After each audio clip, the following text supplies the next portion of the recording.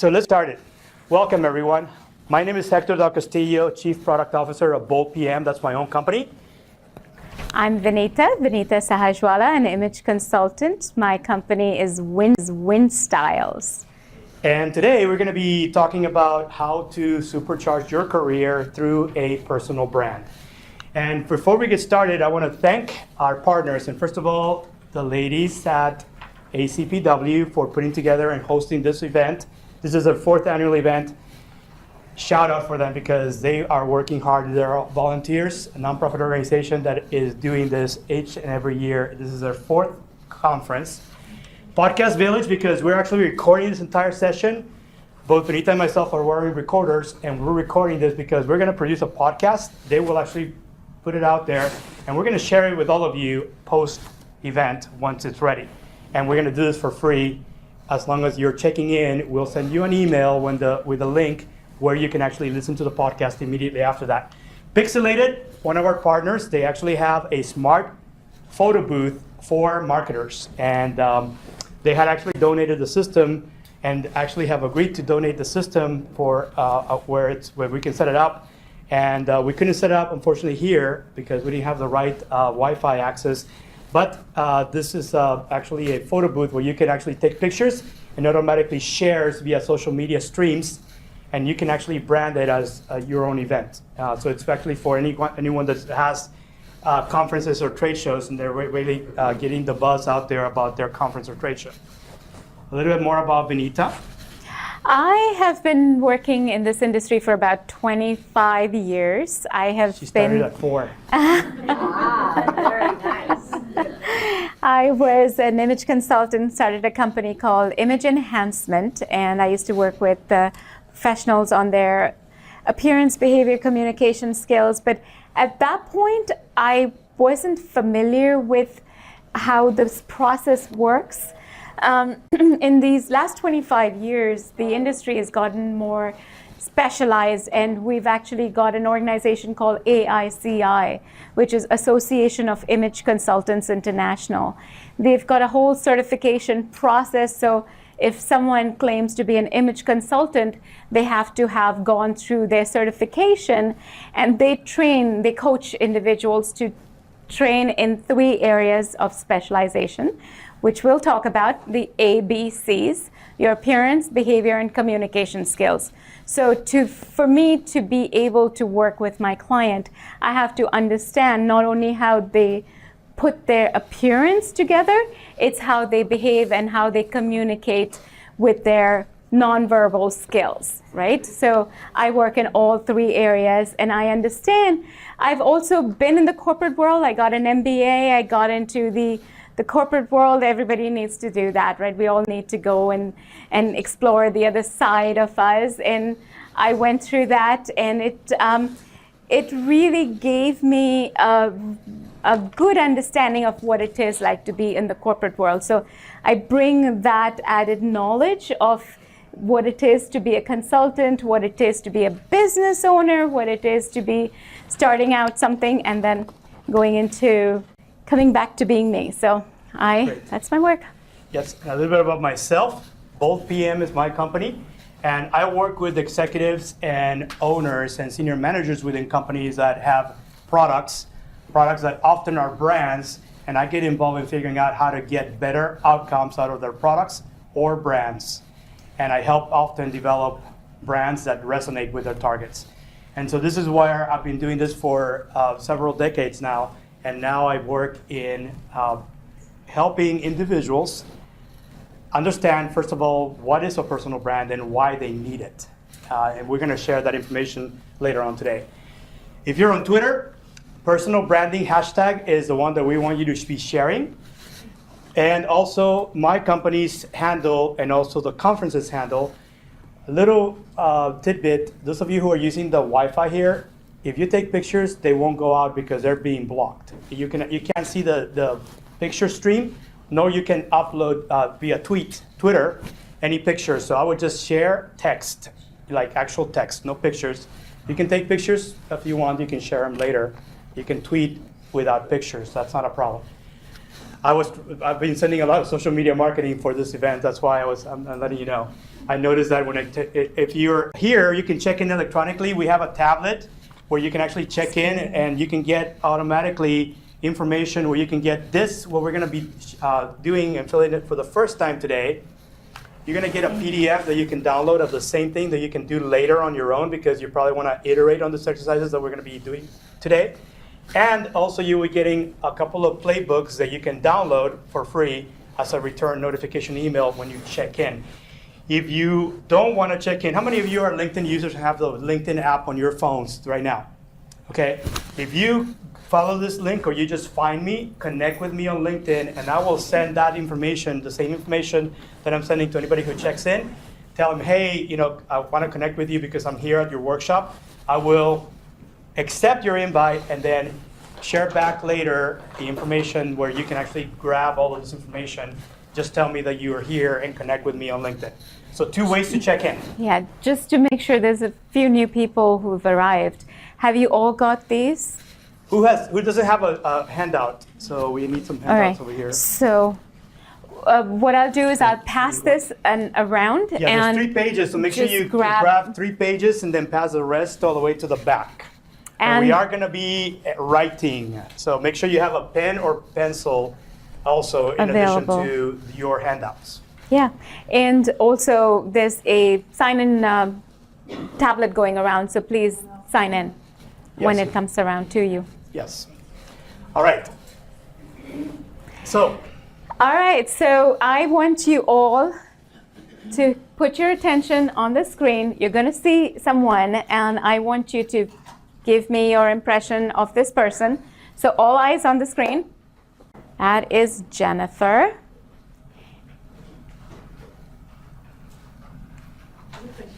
So, I would like your opinions about Jennifer. Did she convey authority as a person? What was her education level? Bachelor's degree? Anyone else? What's that? She probably has a pretty high. Okay, all right. And what do you think her job title is? Stay-at-home mom. Stay-at-home mom. Anybody else? Teacher? Teacher, okay. Engineer? Scientist? Okay. What's her salary? Anybody can guess? 55. 55 an hour or 55,000 a year? 55, okay. 5,000 a year. Got it. Yeah, Someone said 45. okay. 45? Okay. 45. Would you hire her as a manager? She has a very friendly face. Uh-huh. She might not look authoritative, but she has a very pleasant face. Pleasant face. Someone that you could easily converse with. Uh-huh. So on a manager, you have to converse. So As- on that aspect, yes. As a consultant in a technology company, would you hire her as a manager? No, because if she's interfacing with clients, that's not the image I want my company to give. Okay, all right. So Big difference. now would you hire her? Yes. Yeah? Jennifer is actually a senior executive, and she makes over $100,000 in her income, and it was just a matter of days. That was just the small transition that happened in changing her appearance and how she became from stay-at-home mom, which is the image that somehow everyone gets, and to be paid the money that she's getting paid. Yep. Point here is 7 seconds. That's what it takes for any one of us to make a snap judgment as to whether we like someone or not when we're meeting them for the first time. And you won't believe psychoanalysis, and it really is about psychographics, about our unseen biases, our own personal biases, in the way we perceive and view someone else when we meet that person. So our whole subject for today is going to be around answering this question. Why do some people make such a powerful, lasting first impression when others don't? And we're going to basically walk you through the process for understanding that if you were branding yourselves, you would specifically focus on how you want to be remembered when you're not in the room, how you want others to describe you when you're not in the room. And we're going to also show you how to go through making a powerful first impression when you're meeting new people, and the 6 steps to supercharge your brand, because if you practice these 6 steps, you're going to get over time much better at, number 1, creating the brand that you want for yourself. Number 2, getting people to then talk about you the way you want to be talked about, and the way you want to be seen, even though you're not in the room with those people. And we're going to do Q&A, but a lot of hands-on once we get to step number 3. So we're going to get into the first step, which is why brand matters. Before we get into that, how many of you are actually, what is personal brand to you? Is it 1 or 2 or 3 or 4 or 5? How many of you say it's A? Raise of hands. Is it your public profile? How many say it's B? How many of you say it's C? How many of you say it's your appearance, how you look? How many of you say it's your accomplishments? Well, guess what? This is actually a trick question. Personal brand is all of them. It's not only about how you see yourself, it's about how others see you. It's not only about your expertise, it's about your outcomes, your results. And this is all the way people perceive you externally. This is who you are and why you behave the way you behave. So branding takes a lot of self-awareness, but it also a lot of understanding about others as humans and the way that we communicate, the way we behave, the way we dress. And it really starts from the core, and you work your way to the outside. Right. Often, people that actually start focusing on their brands, they focus on what? The other way around, the outside, before they work on the inside. What we do in the way we work together is we start from the inside out in the way we're defining a personal brand. And I focus on the core. Vinita focuses on the outer part, the appearance. The packaging. Absolutely. Once it's important for you to understand who you are, what's brought you here, and where you want to go from here, right? And how does that translate into how you present yourself? We all change in our life. We graduate, right? From school, we go to work, to moving up in our career. There's things that we're doing that are constantly building, that we're building on, and we constantly need to check in with ourselves. So our work would be to see you where you are here, where do you want to go from here? How convincing are you in everything that you do? How convinced is the person whom you're trying to sell your idea to, who you're sitting across? If it's your child, if you're trying to tell a child that I know this is where I draw my line, is the child really convinced? That really is your body language saying that as well? So every time we're selling ourselves, and our goal is to get you to be confident in that. Yes. Second poll, how many of you are actually already working on your personal brand? How many of you? Raise your hands. Okay, look around you, it's not that many of you, okay? And this has nothing to do as to what you do today as a person. It has to do with the way you want to be remembered when you're not in the room. So personal branding is very important, not only for business interactions, but also for making meaningful relationships in your life. And what we find is very few people really understand, the value, and they just simply put out their resume, their cover letters, and put together their profiles, social media profiles, without any understanding of what they're doing to brand themselves. So we're going to talk about 7 drivers to create your personal brand, and we're going to go through them very quickly because these are the 7 reasons why personal branding matters, and we're just going to highlight. Number 1, it's about telling your story. And it's no one else telling your story, it's you writing your own story in the way you want to be remembered, even when people don't even know you yet. Number 2 is establishing credibility and trust. So you can create your credibility, you can create trust in how you present yourself on social media, and it's also how you present yourself in person. Do those two pieces come together? Does your resume is it reflected in who you are? Number 3, it strengthens your leadership skills. And actually what I tell people, it actually builds your self-esteem. It builds your confidence, because once you start seeing that whatever you're attempting to communicate to those around you, people are getting it because they are describing you the way you want to be described.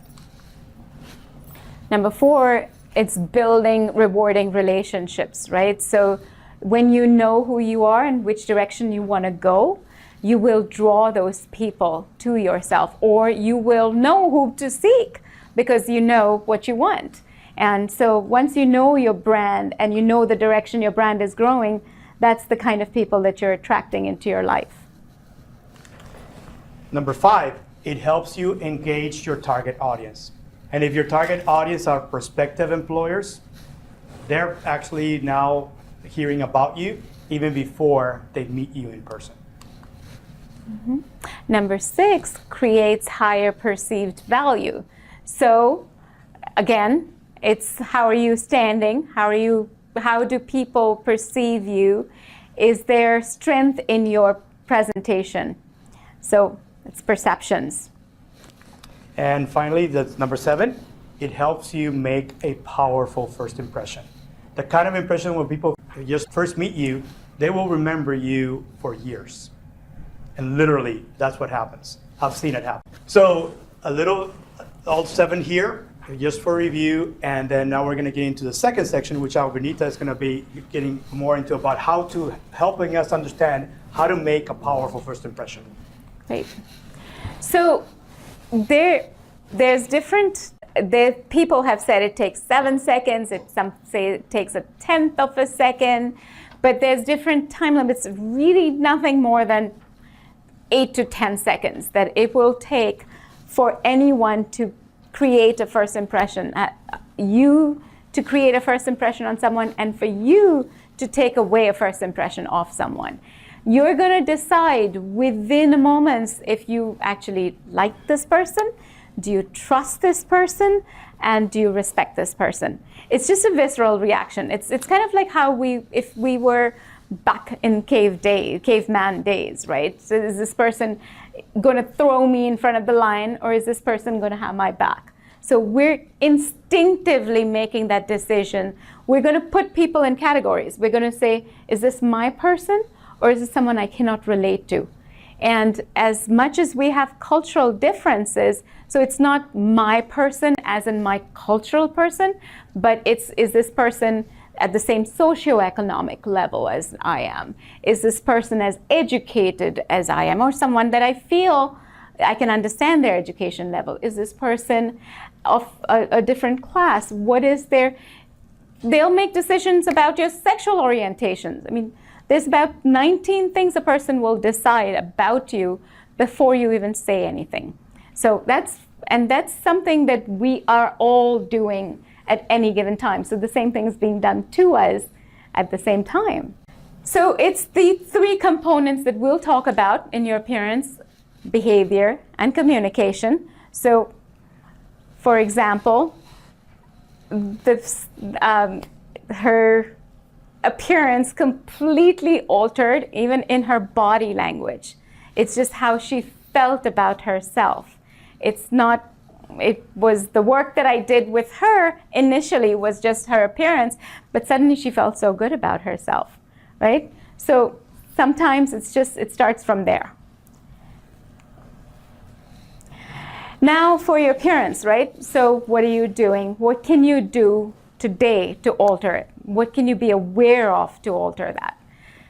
Grooming, simple thing. Just combing our hair, just cleaning up our facial hair, right? For gentlemen, if you're deciding to grow a beard, are you just cleaning it up? So does this person look like you just rolled out of bed? Is it the fit? And sometimes we wear baggy clothes because we feel like we're really heavy and I'm trying to hide my body because I'm wearing, but the other person is saying, okay, she's wearing her mom's clothes. She's just, whose wardrobe has she walked out of, right? So you have to be aware of how things fit you. The colors, if you're a cool person, if you've got a cool undertone and you're wearing warm colors, you look 15 years older, you look completely outside of yourself. You look very uncomfortable in your skin. Your complexion looks sallow, you look tired. So colors, now this colors could be your hair color, could be the colors that you're wearing, your accessories that you're wearing, all of that. It's all the colors that you pull together.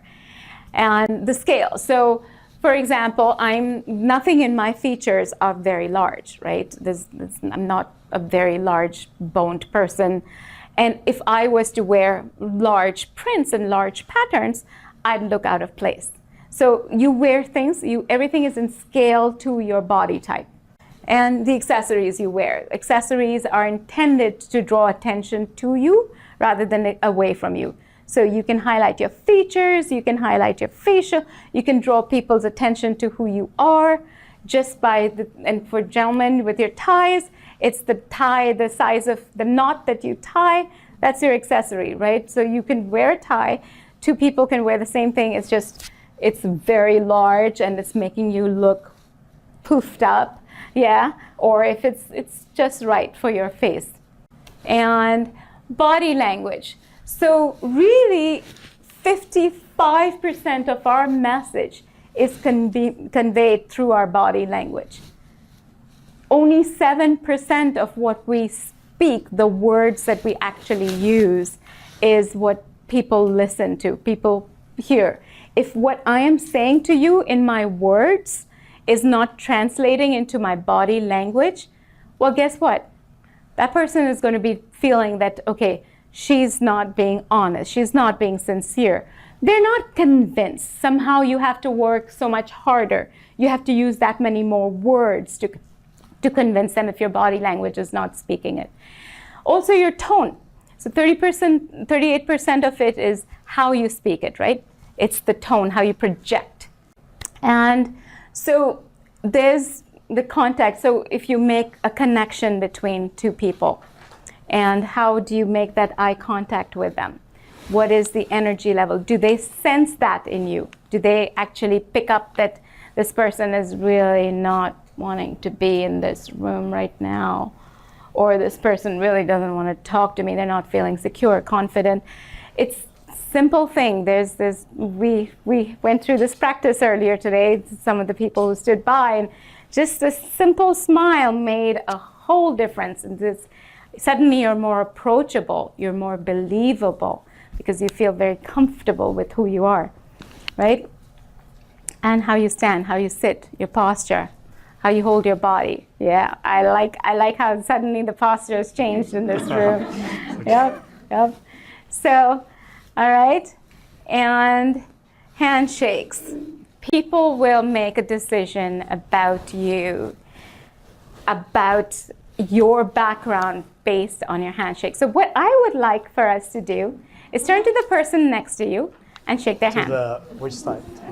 And this way. Here we go. There we go.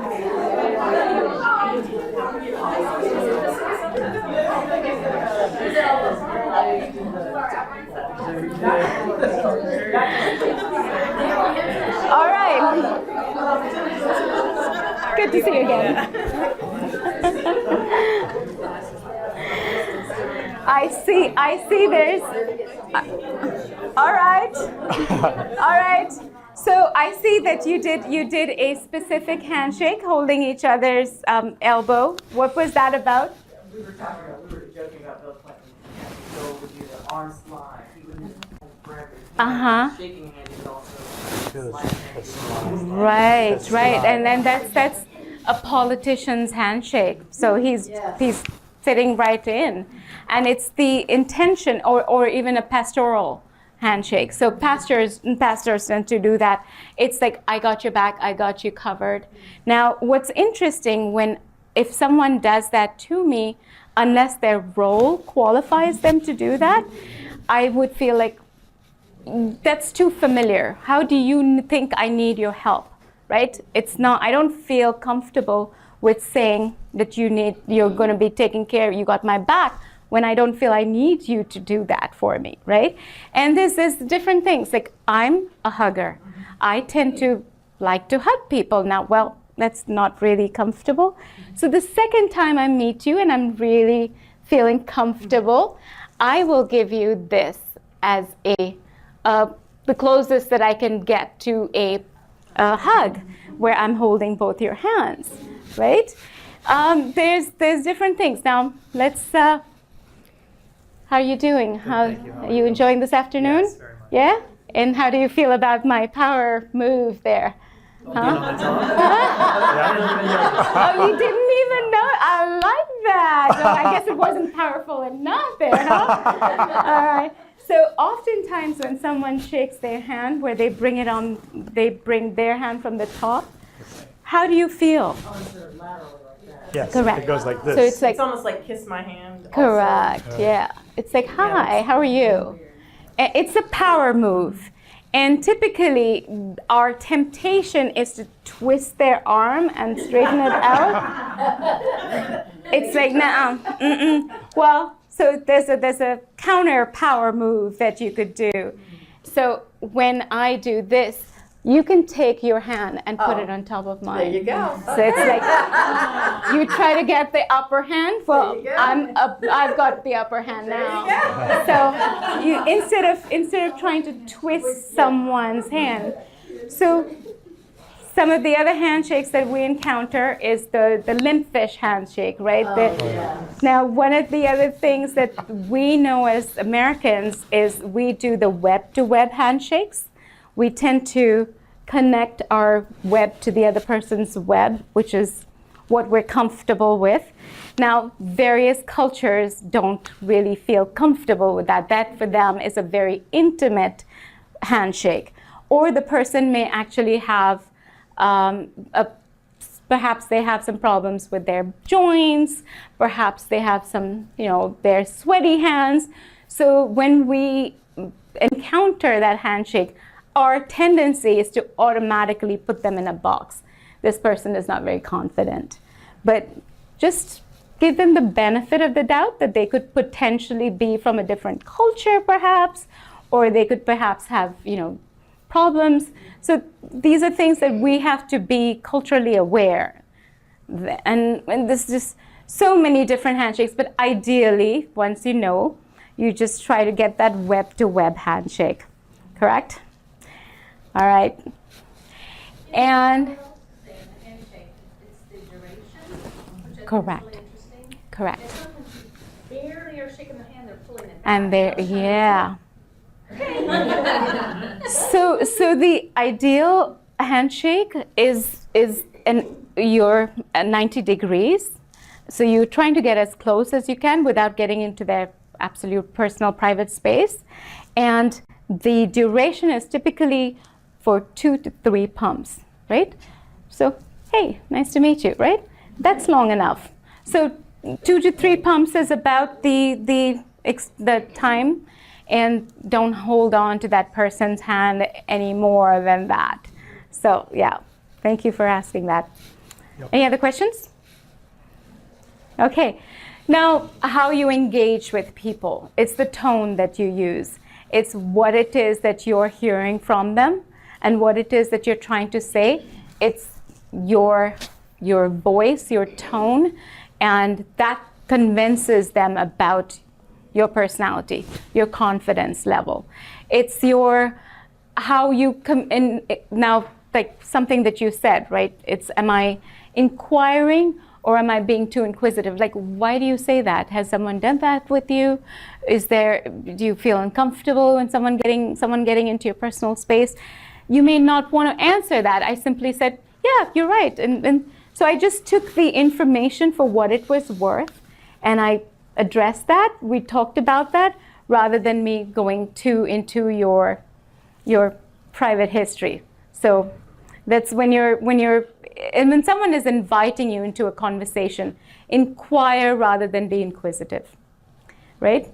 And when you're conveying something about yourself, just be forthcoming, be sincere, and if you don't have an answer, if they ask you, even at a job interview, they ask you something that you don't have an answer for, be forthcoming and sincere. Say, this is the extent that I can address this.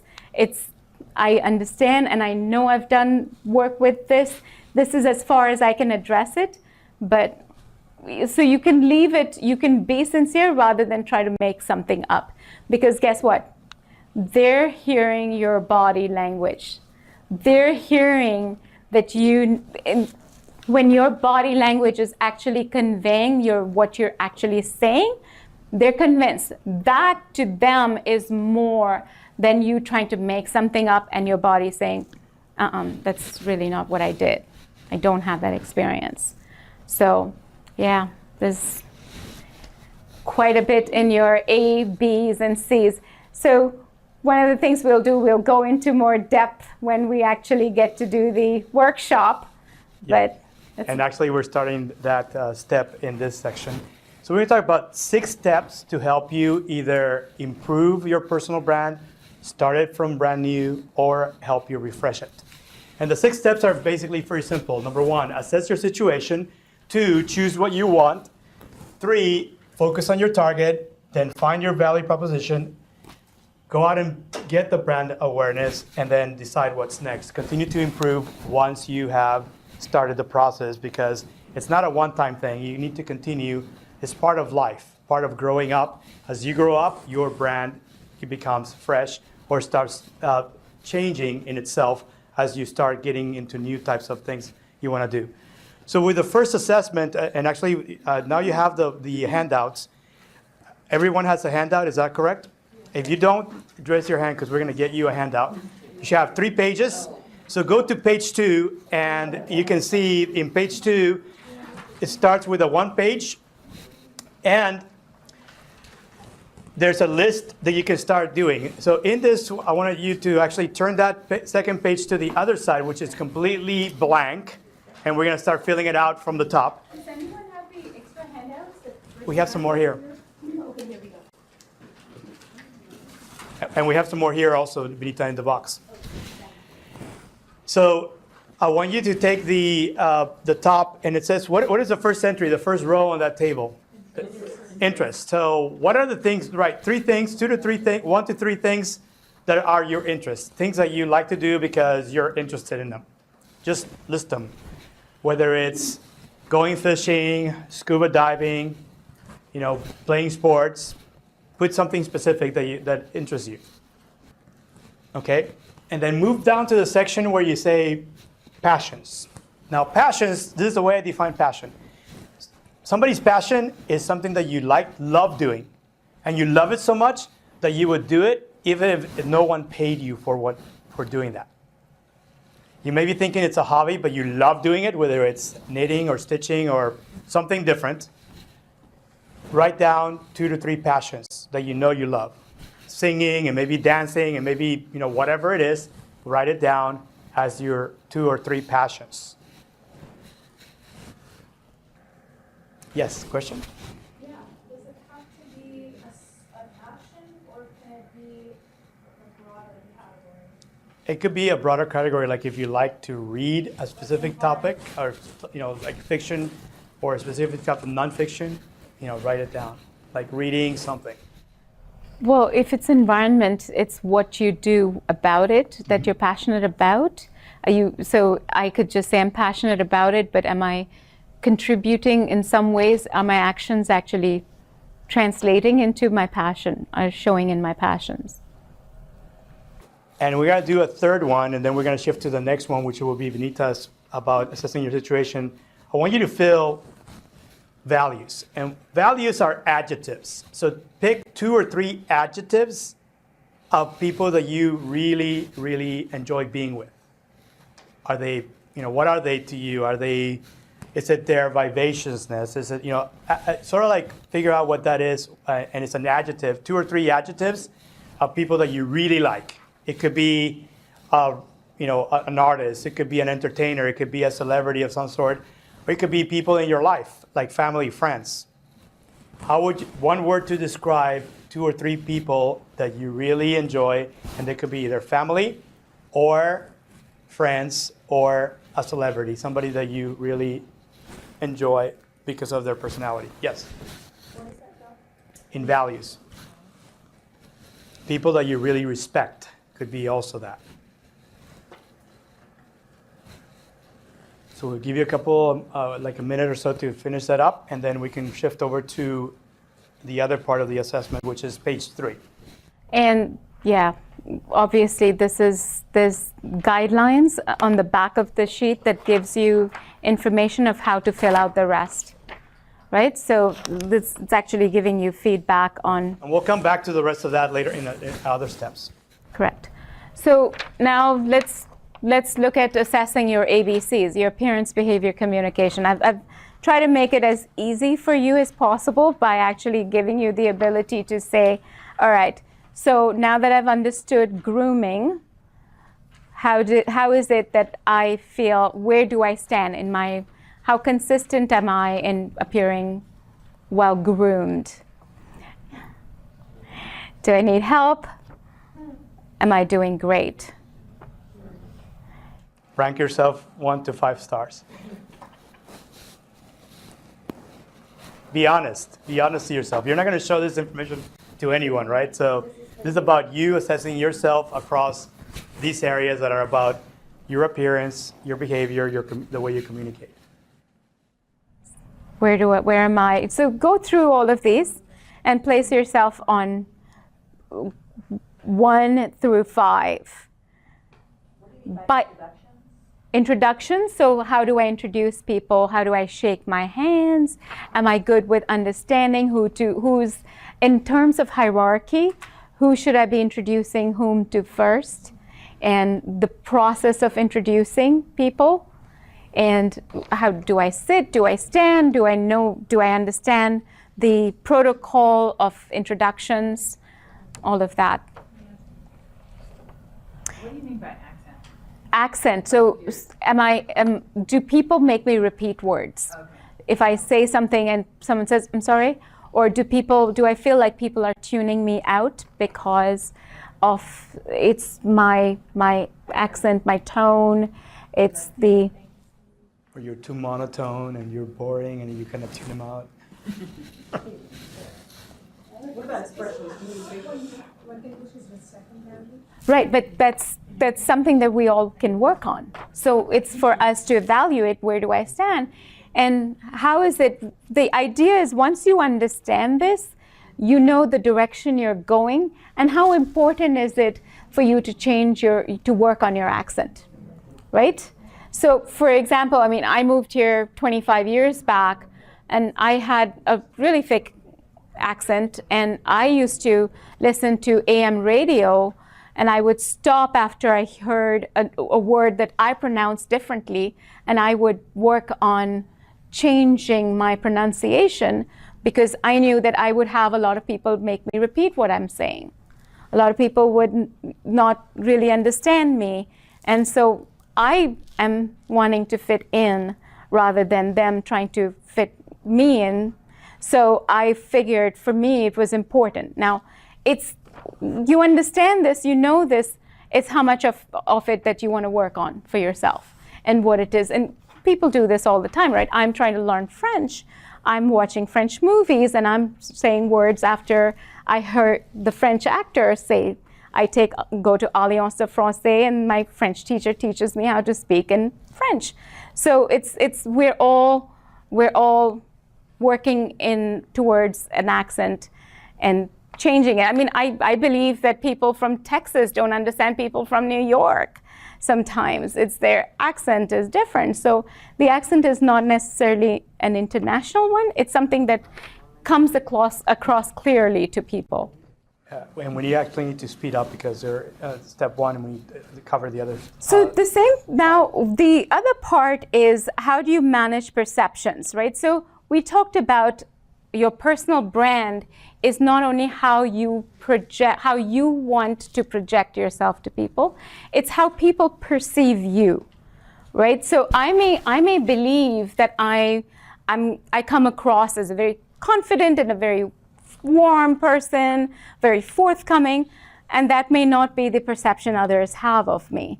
So ideally, you would work on understanding where you stand in your, this is the second part of the presentation, this, how do you manage perceptions?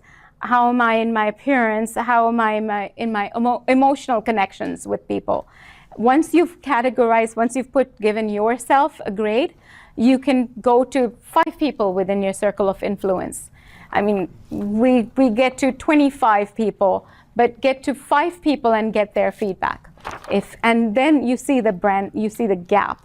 If there is a gap between how you project yourself and how others perceive you.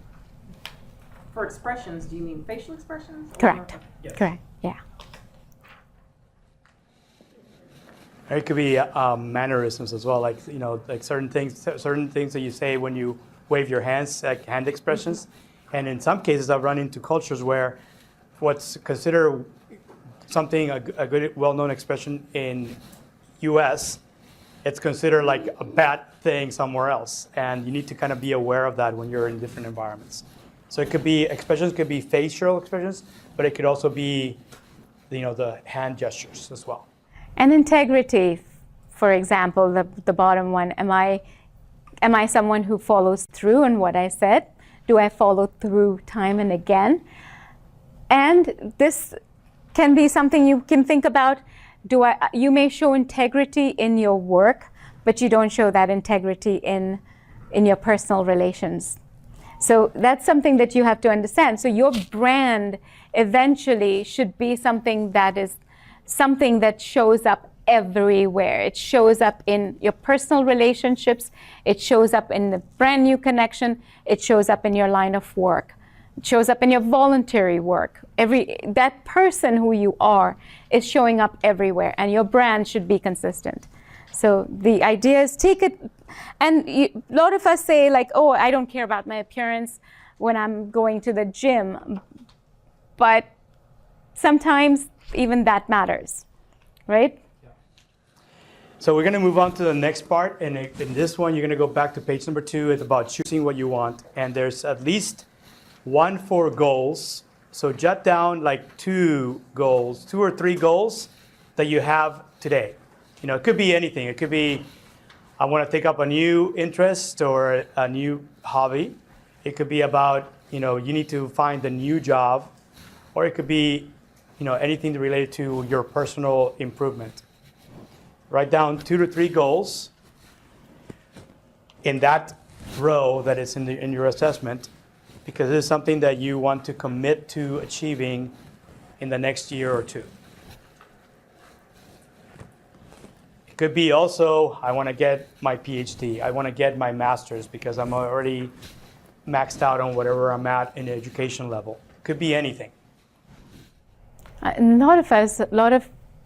We were approached by several people who are looking to transition into entirely different careers, right? So if I want to be successful in my new goal, my new career transition that I want to make, what all will I need to do?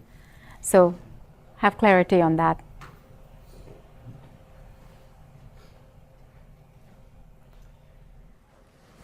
And once, those of you that are still working on it, you can work on that. But the next one that I want you to fill out is a promise that you're making to yourself. And it could be something that you promised to yourself a while back, and then something happened and you kind of forgot about it. It's also called sometimes like resolutions. I want you to write down something, and it could be something brand new. Some promise that you say, I've been told this, I don't like it, I want to figure out how to change to be able to never be in that situation ever again, right? And it's something that is a promise that you're making to yourself that you want to keep, not break. And it could be a promise that you're making to someone else and you want to keep. That could also be another one. So try to write down at least 1 or 2, and in the promises, write that down as to what are the things that, seem like to appear so hard for you to achieve because it's hard to keep those promises to yourself or make those promises to somebody that's close to you, that you care about. We write that under areas of improvement? Yes. Thank you. Thank you for clarifying that because okay. And because we're running out of time, I want to go ahead and go to the next point, which is about how to manage people's expectations. And so, I sort of went over that already. okay, perfect. Yeah. So this is part of the second part of that. Was about has to do with step number 2, which is about how to manage others' perception about you. And these are the things that once you're aware, you know that you need to do certain things to make sure that you change those perceptions over time as you start socializing or meeting new people.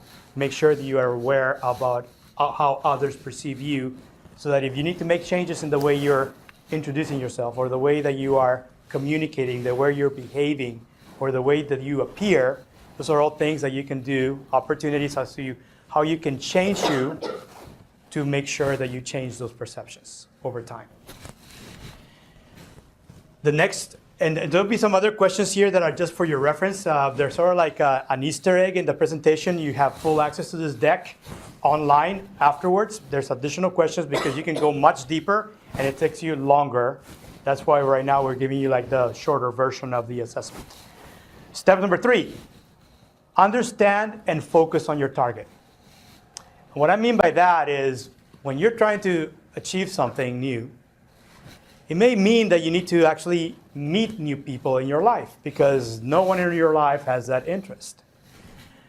And it could be that this could be about work, it could be about your own personal life, it could be about a little bit of both. If you have a good portfolio across things that you want to build as new interest, passions that you really want to pursue and convert those into maybe finding other people that share the same passions as you do, it could mean that if you survey those around you, you need to start meeting new people because in your life today, you don't have the right balance of what you need to keep a good, healthy portfolio of passions, interests, promises that you want to keep to yourself or make to others. So you need to start looking at, and those are called targets, people or groups of people that you need to now target because for the most part, there's not enough concentration of those people or type of people in your life today. And it could be an example that if you're right now in a position that you're gainfully employed but unhappy in what you're doing, now you need to target new employers, companies, number 1. Number 2, you need to target the right positions that you would enjoy working in based on what you do today. And now it's a new position and you don't find enough people with those titles in your life today. It could be companies that you want to work for just because of what you heard. And this doesn't mean that right now you may have the right title, maybe have the right wages, but unhappy at what you're doing, and maybe a combination of those 3. You need to figure out what is that target. Because the target can be a combination of the company that has the right culture, the right positions for you, and also would have other things that are both financial as well as non-financial things that you're enjoying. Could be, you like the flexibility of your current job because you can work from home 3 times a day or 3 times a week, but not necessarily what you're doing today. So those are the things that you want to start having clarity because you're going to have to find maybe a new industry to work in. Maybe figure out, is it a customer-facing position or is it mostly working with peers because you're not working with customers today. It could be about, what reputation do you have today and what reputation must you have in order to get into that new position. It could be about the processes and the maturity of processes, the tools that exist within the company and the target companies. And it could be about growth, that you need to actually grow in a different direction to be able to get into those positions. Like, for example, you're in a project management position today, and in order to get to a different position somewhere else that is project management, Maybe those companies are asking for PMP certification and you're not PMP certified, right? There's plenty of those certifications because as Vinita was pointing out, there's also the institute or the organization that actually certifies you if you want to be an expert image consultant. And maybe you are calling yourself an image consultant and you're not attracting the right customers. And now you need something that gonna get your reputation up as an image consultant in order to attract the right people that you want to target at the right price. These are all the things that are about targeting. And in the targeting, you can actually put in here that it's a combination of all these things, because when you really focus and dissect whatever you're doing today for work, because you're getting paid, you need to dissect it into across any of these things and then figure out from there what are the things that you like and what are the things that you just don't like at all. And figure out from there, based on who you need to target, how do you maintain some of these things that you really like, and then get a different mix of those that you don't like today, but you can get into because now you're in a different situation, different environment, different workplace. And it takes a lot of research work to be doing that. Number 4, find your unique value.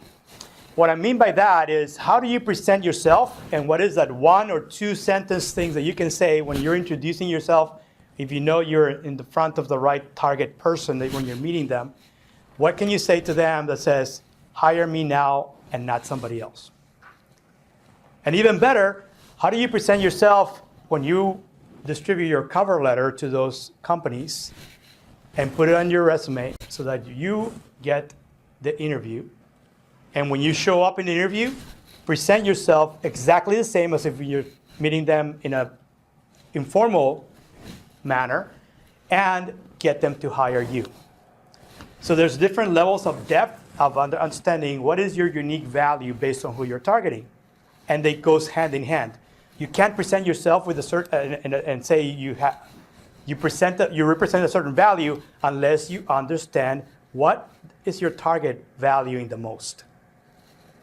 And this is where there's a lot of iteration between steps 3 and 4, because it's not just the way you want to be perceived, it's about understanding what do they value the most when they're hiring somebody with that title. And it takes a lot of research to do that. So this is where we start gaining, by doing this assessment, now you start assessing sort of your targets so that you are saying the 1 or 2 things that they really value the most, and you already know that based on the homework that you've done about those people, the companies that they're working for. Number 5, once you present yourself and you have your value proposition and you package it, you put it throughout your collateral, cover letter, resume, and make sure that you also introduce it into your interviews, and that may be also on the phone as well as face-to-face. And now you're starting to distribute the information. And you can distribute it a lot via social media. How many, those of you who are using LinkedIn and have LinkedIn app on your phone today, how many of you? Look around. LinkedIn is the one social media that you need when you're trying to move into a different position in a new company, even change locations, go from one coast to the other. And you can do that, reach those people virtually. This is what LinkedIn does for you. Now, I've been using LinkedIn for a while now, and I've always had the free version, okay? None of the things that I teach on how to use LinkedIn the right way to meet people, target them, connect with them, engage them, requires you to pay anything on LinkedIn. A free account and you setting it up the right way is all you need. And to give you like a brief kind of snippet of what I've done, I'm doing the same workshop in Boston next month. So what did I do? Because I'm going to this one event that is out there, and I'm here in DC, I'm going to Boston. Well, the one thing that I'm introducing this time around, because I've been there before, is I'm actually introducing myself and sending connect invites to people of the right title that are in the Boston area. And I just sent hundreds. And I don't even know these people, right? I just looked them by title and by location, found them on LinkedIn, and now I just send them a very short connect invitation that is customized, personalized. Say, hey, first name, blah, blah, blah. Hey, I want to invite you to this event where I'm going to be speaking next month, and here's the link to my talk. And it's just a landing page that I created. How many people, what do you think is the percentage of accepts? And these are cold connection invitations. I don't know them. They don't know me. I just send them a personalized connect invite. What do you think from a 0 to 100%, how many people have accepted my invitation to connect? 30. 80%? 80, huh? 2 to 5%. 2 to 5%? Okay, some of you are very pessimistic, some of you are optimistic. All right, it was actually 40%. Now, 40%, the ones that responded overnight, or let's say in 2 days, I would say was about 20%. Over time, however, and it's been about, I did it at the beginning of the month, and I'm still receiving right now connect invitation acceptances. And what I'm doing now, this is called targeting, right? I just targeted them, I don't know them, now they connected with me. So what do? Follow up. Hey, thank you for connecting with me. I just wanted to invite you to this event where I'm talking. Here's the information, you can join. Oh, by the way, if you want to reach out and ask me any questions or set up a call to talk to me before I get there, feel free to reach out via email and let me know. How many people do you think are actually then responding to that initial message that I reply with? 70%. What percentage are responding back with something? 70%. Okay, anybody else? There's no wrong answer, just even if you're just saying, this or thank you or something like that, because you can do emoji responses on email now. How many of you, what do you think is some response that is positive saying, 20%? Thanks for sharing? 20%. 20% is closer. It's about 20%. The rest, I don't hear back, but what I see is a lot of views on my landing page because I'm tracking how many viewers are coming into my page based on how many invitations I'm sending out and how many of the links I'm sending out because I'm tracking the analytics on that. And I'm using free tools that are available to anyone who knows how to use them, right? So it's called digital marketing, and I'm creating a lot of content, digital content that I'm distributing over social media. LinkedIn is my #1 social media channel that I'm using to introduce myself from a business point of view, and I'm dressing up my LinkedIn profile to appeal to a certain number of people that I know I'm targeting. And you can package yourself, describe yourself the way you want to describe to attract those people. So that pretty much is the example of your personal brand. Same thing with what we talked about, so if environment is the passion and something that you want to translate and you want to work in, so create content that actually is talking to that, and actually use that information and get those people connected to that content. Draw those people into you, connect with them because you know that, hey, I want to go and work for this company. And have enough content available so when they accept your invitation, they know that it's, oh, she's in this industry or she wants to be in this industry.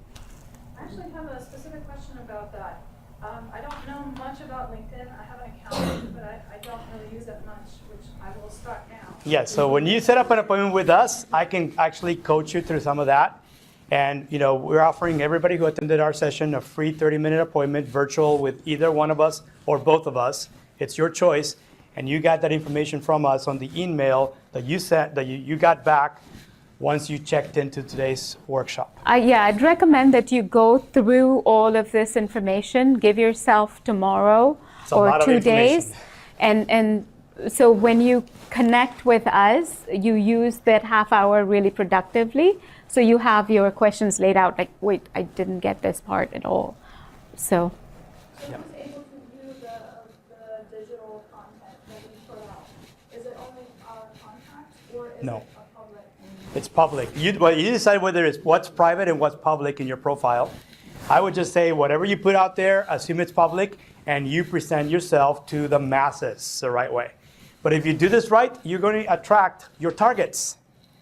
it just really is about how you present yourself in your profile, and make sure you have a professional headshot photo, not the same one you put on Twitter or on Facebook, because those are You have social your headshots coming networks, to you. not professional. And LinkedIn, the difference is LinkedIn is all about business, professional. You're professional. What you do for a living or what you want to do in your next career, even if it's a promotion that you're looking for. You present yourself the right way based on your understanding as to how you need to look in your headshot when you're already working in that environment. So you don't put what it is that you're doing today. You put what you want to do a month or two from now. And that's what I help you do. So deciding what's next, you continue to do this over and over, because obviously you're not going to be necessarily in the same position as you are for a long time. And even if you are, because there's other things that you're trying to do that are not just work related, that are now about your passions, your promises, your interests, that are not about what you do to get paid. It's about other things you want to develop for yourself. You start targeting and doing the same thing once you are in the right position. If your priority is to find that next career move, you do that number one. Everything else will follow. Prioritize what you want to do, because it's all about understanding that you can only achieve one thing and one thing only. The rest would be nice to do if you can get other people to connect with you, but focus on your top priority, whatever that is. And I just want to wrap up real quick. In your presentation, the slides that we're going to get access to a lot of the information. We're going to skip this exercise, but here's a summary and other things that we're doing. Vinita is actually talking tomorrow in front of this Women Empowerment Foundation. It's actually a free career development workshop. It's in Burke, so if anyone's available tomorrow afternoon from 2:30 to 5, they're going to be talking about interviewing skills. I'm going to be talking about some of the things I covered today. And this short link is the Eventbrite page where you can sign up for free, just like you did for this particular event.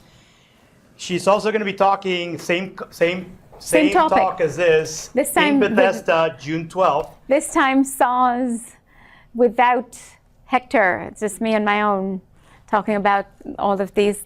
She does solo gigs.